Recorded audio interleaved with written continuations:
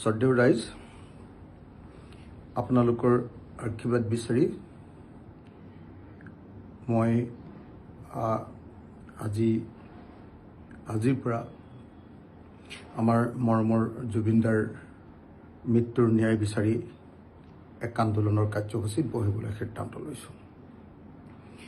আজি 9 বজাৰ পৰা এই আন্দোলনৰ কাৰ্যসূচীত বহাৰ কথা আছিল, পুৱা 9 বজাৰ পৰা। কিন্তু ইতিমধ্যে আমাক মাননীয় ৰাজ্যপাল ডাঙৰীয়াই 11:30 বজাত তেখেতক সাক্ষাৎ কৰিবলৈ নিমন্ত্ৰণ জনোৱাৰ কাৰণে আমি 12 বা 12:30 বজাৰ পৰা মই মোৰ আন্দোলনৰ কাৰ্যসূচী আৰম্ভ কৰিম।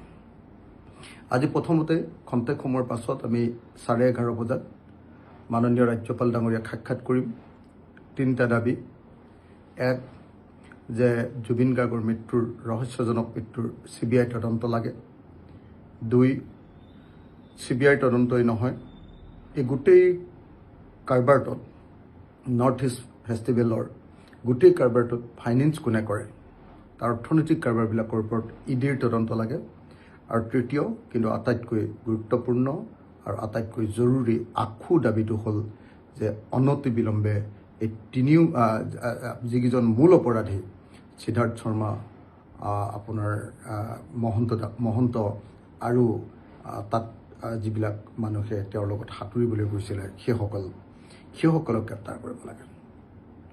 গতিকে এই 3টা দাবীত CBIৰ তদন্ত, EDৰ তদন্ত আৰু দোষী অভিযুক্তসকলক মূল অভিযুক্তসকলক গ্ৰেপ্তাৰ অনতিবিলম্বে, এই দাবীত আজিৰ পৰা মই অকলশৰীয়াকৈ অনশনৰ কাৰ্যসূচী অৱস্থান ধৰ্মঘটৰ অনিৰ্দিষ্টকালীন অৱস্থান ধৰ্মঘটৰ কাৰ্যসূচী আৰম্ভ কৰিম।